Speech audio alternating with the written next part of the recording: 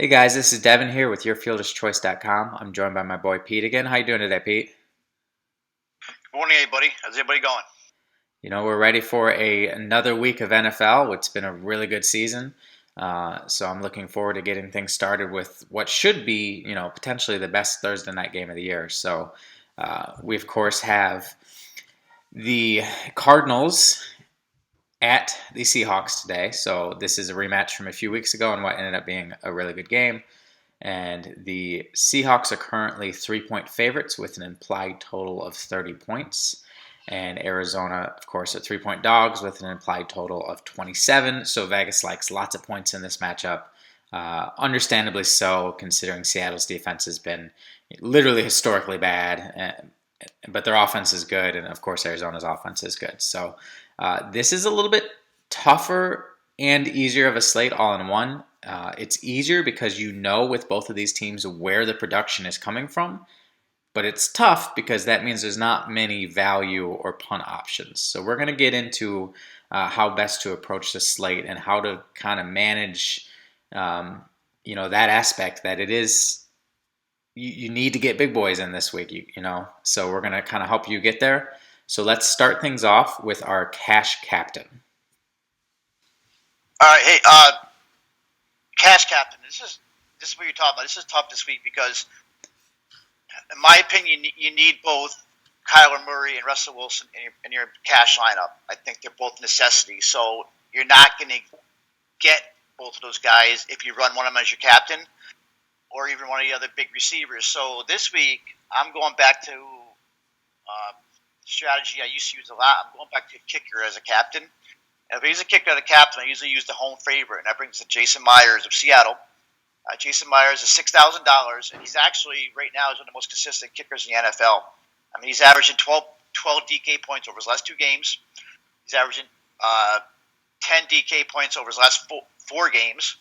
He's 34 for 35 extra points, so he's only missed one extra point, and he's perfect in his field goals this year. He's 10 for 10. Last week, he had a Seattle record, actually 61-yard field goal, so that'll actually add some more points to you. So if he's a captain and with his average, you can easily get 15 points from him in that captain spot. And that's not bad for a captain that's $6,000 getting 15 points from him. So you get that for your captain, and you're going to cash when you got guys like Murray and Russell Wilson in utility. And as I said, I think you got to use both Wilson and Murray in utility, especially what happened last game. I mean, they're expensive, but the last time these guys played, it was a shootout. Murray, I mean, right now he's averaging 31 DK points a game, 37 DK points in his last three. But that last game, which is week 7, I mean, he torched Seattle. He had 420 yards overall with 4 touchdowns. You got to get those numbers in your cash lineup, which brings us to Russell Wilson. I mean, Wilson is a little bit cheaper than normal, but he's still expensive at $17,700. And I mean, so he's at $17,700 in the captain slot. So in the flex, he's $11,800, which is still a lot in your flex utility. The last guy these two teams played, week 7, he had also 3 touchdowns, 388 yards. He also had 84 yards on the ground. So they're 2 big numbers you need in your lineup. And then after that, I mean, it brings it down to, I would think your other spot you need is Carlos Hyde, because remember, we've heard that Chris Carson is out tonight. So I think Carlos Hyde is your third spot you probably need in your cash. I mean, Hyde is only $5,200 in utility. And it's not a great matchup. I mean, Arizona's ranked 11th in DVOA, rush defense, but he's home. He's a home favorite. I like home favorite running backs. And it's a solid price at 5.2.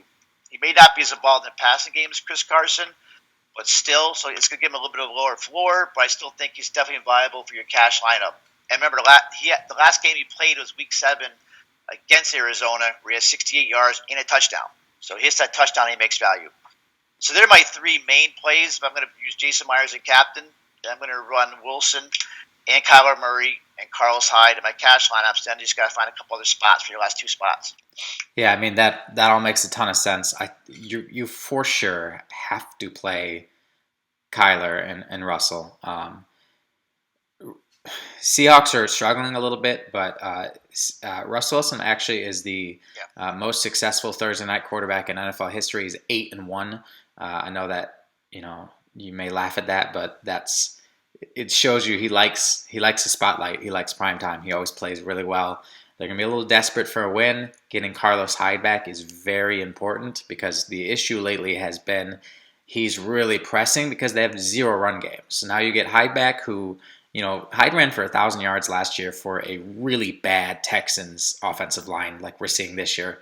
Texans are literally the worst rushing offense in the league this year, and Hyde managed 1,000 yards with them last year. So Hyde is a better running back than people realize. So I really like the Hyde play, especially at that price. I think they're going to try and establish the run because that's really been hurting them the last few weeks. So, and that's super cheap. Assuming Chris Carson is out, all signs point to him being out. It's not official yet, but everywhere I'm seeing you as well is that he's not expected to play. So again, you're going to have to confirm that. But assuming he is out, then yes, Carlos Hyde becomes a fantastic play, underpriced for his most likely role. So, and then just to add to that, of course, you have, again, the nice thing about this game is we know where the receiving is going to come from as well. It's going to be DK, it's going to be Lockett, it's going to be Kirk, and it's going to be Hopkins. So if you can get one of those guys in your lineup, awesome. We don't really need to talk about those guys. You guys know about them. So what we are going to talk about is a few potential values, punt plays to make those work. So do you have anybody that you're really leaning towards, or is it just kind of, build and see? Well, I mean, you can go all the way down to the bottom of the barrel, and I have been seeing some lineups where people are dropping all the way down to a guy like a DJ Dallas. Now, DJ Dallas is only $600, and that's, I mean, $600, you can do a lot. You put a guy like $600 in your captain spot. And I'm actually seeing some lineups with Dallas. Dallas is a captain there. He's probably not going to be my captain. I'd rather go with the kicker. But you got two guys with DJ Dallas and Alex Collins. Dallas is 600. Alex Collins is 3,800. Both running backs, so they're both going to get some time.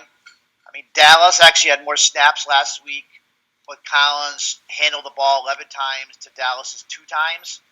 So, I mean, Collins is kind of more of a 2-down back, while Dallas is more of a passing back, and that's why I'm wondering if Dallas may actually get a little bit more play this week with Carson out, because Carson's probably going to catch more balls out of that backfield than Hyde. So, I mean, of course, you're always taking a chance with a guy like that. So I see DJ Dallas in play, and really also Alex Collins. David Moore, I guess, for Seattle, he's 4,800. I think he's more of a GPP play, but Tyler Lockett. Now, remember, Lockett did tweak his knee.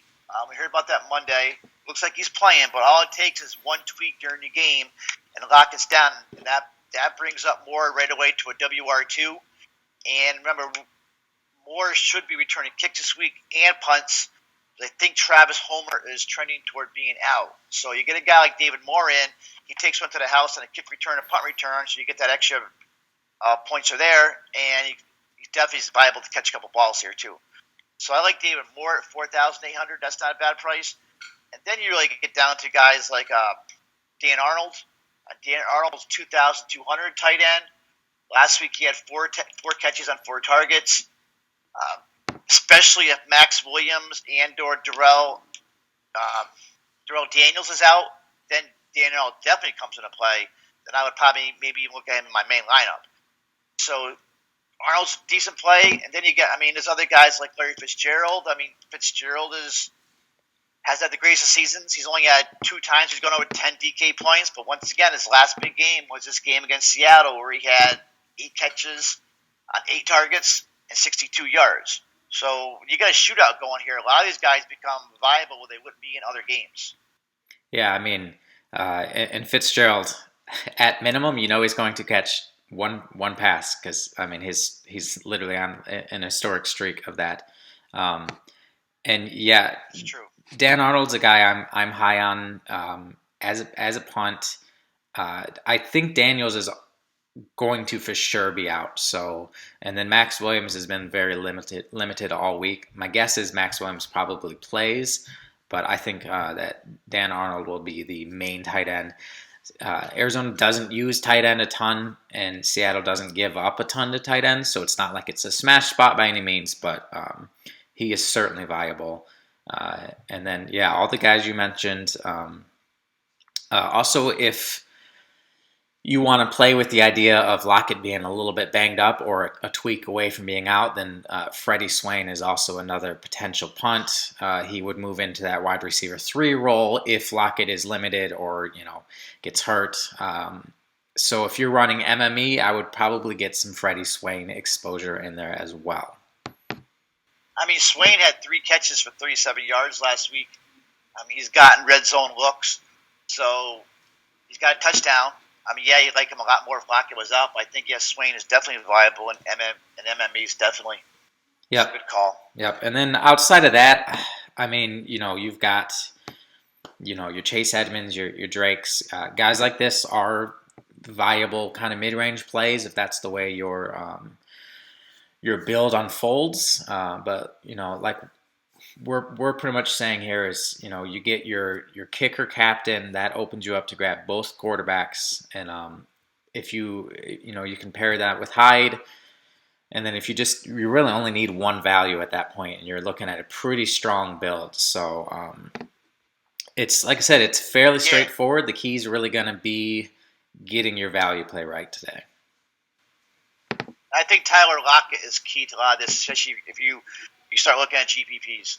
On the GPP end, I just think Lockett, I like that price, and the captain spot at 14-1. And remember last game, Patrick Peterson shadowed DK, and this is the game where Lockett went off and had his 200 yards, 3 touchdowns, 20 target game.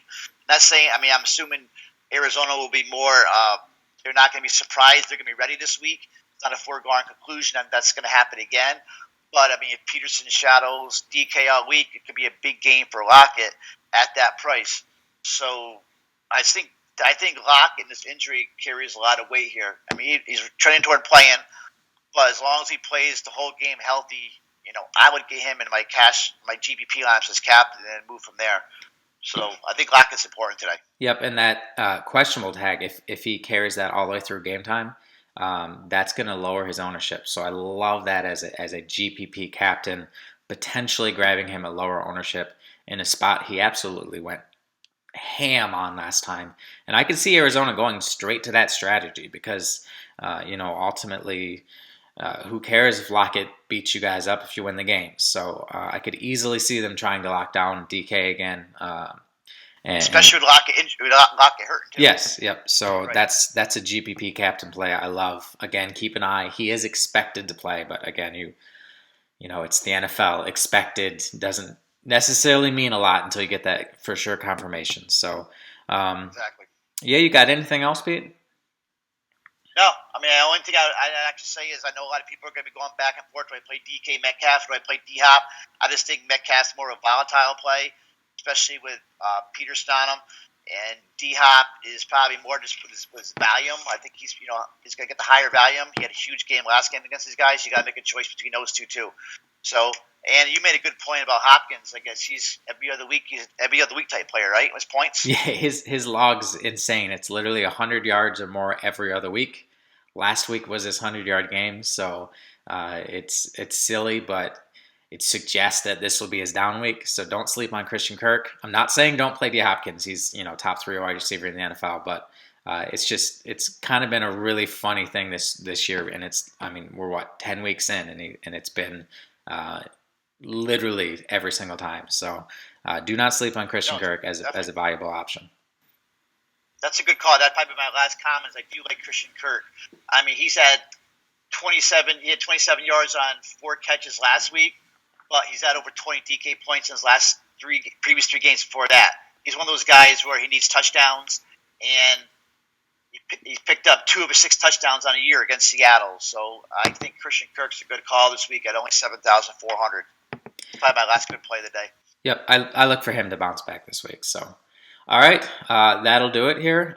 Make sure you guys, if you're not in our Discord, join our Discord. It is free. The link will be in the description.